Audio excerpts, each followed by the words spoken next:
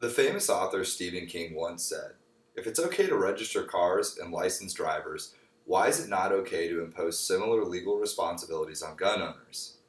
The Brady Handgun Violence and Prevention Act, enacted November 30th, 1993, is often referred to as the Brady Bill, is an act of the United States Congress that mandates federal background checks on firearm purchases in the United States.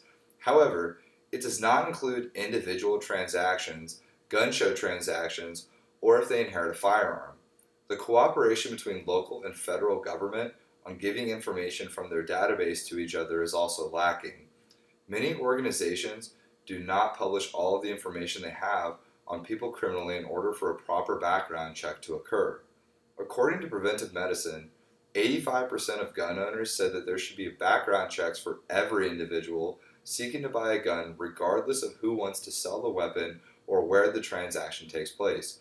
That's 2 percentage points higher than for non-gun owners asked the same question.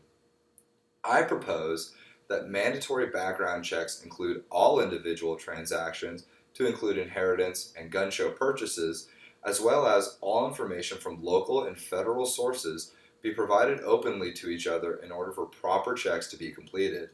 First, I will explain the flaws under the current Brady Bill.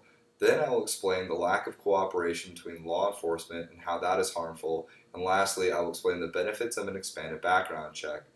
But let's first talk about the problems in the current system.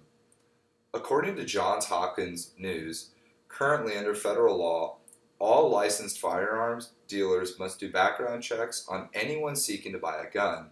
But if a person buys a firearm through a private seller, either online, through a classified ad, or at a gun show, depending on where they live, there's a good chance they won't be subject to a check. Only 6 states require background checks for any purchase of a gun, regardless of the manner of sale.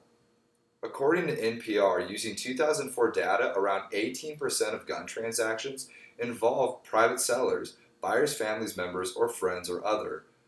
In the Washington Post, Glenn Keller found last year a majority of those sources were not licensed dealers and therefore were not required to conduct a background check. This is an issue for multiple reasons.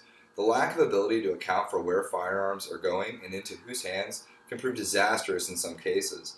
There is a direct correlation between the lack of background checks in these cases and the failure of law enforcement to provide accurate information to all necessary organizations in order to prevent firearms from getting into the wrong hands. For instance, if all transactions were subject to a background check, that would allow for law enforcement agencies to work better with one another in ensuring that weapons are not reaching people that have violent criminal pasts. Even then, the lack of communication between organizations has proved disastrous in recent times.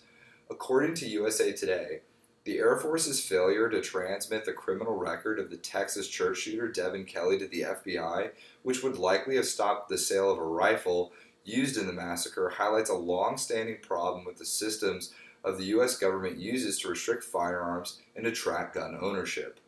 In 2015, the FBI noted that Dylan Roof, the man responsible for killing 9 people in a South Carolina church, should have never received a firearm because of a narcotics charge that had never reached the background investigator conducting his background check. Overall, there were more than 38,000 gun deaths last year, according to the Center for Disease Control. That's up from about 36,000 the year prior and around 33,500 each year between 2011 and 2015. Being able to conduct background checks and have stricter mandates on them has proved effective in places. 2 recent studies provide evidence that background checks can significantly curb gun violence. In one, researchers found that a 1995 Connecticut law requiring gun buyers to get permits, which themselves require background checks, was associated with a 40% decline in gun homicides and a 15% drop in suicides. Similarly, when researchers studied Missouri's 2007 repeal of its permit to purchase law, they found an associated increase in gun homicides by 23%, as well as a 16% increase in suicides. This evidence suggests that there is a direct correlation between background checks and the rate of violence and death. That being, more checks equals less death and less checks is more. According to PolitiFact, background checks have been unequivocally shown to reduce gun violence. Research has shown that background checks to be associated with reduced gun violence, but it hasn't been scientifically established that background checks alone can reduce violence, separate from a broader system of laws, regulations, and enforcement. But this brings me to the solution on the issue. According to ABC News, overall the firearms death rate rose to 12 deaths per 100,000 people last year, up from 11 in 2015. Before that, the rate had hovered just above 10, a level it had fallen to in the late 1990s.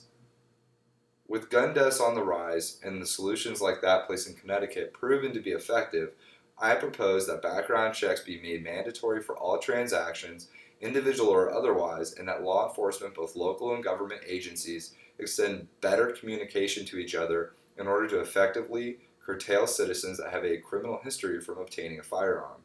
As a former Marine and current gun owner, I want to feel safe with people owning firearms, and the only way to effectively do that is by ensuring that weapons are only being used and owned by people who are responsible.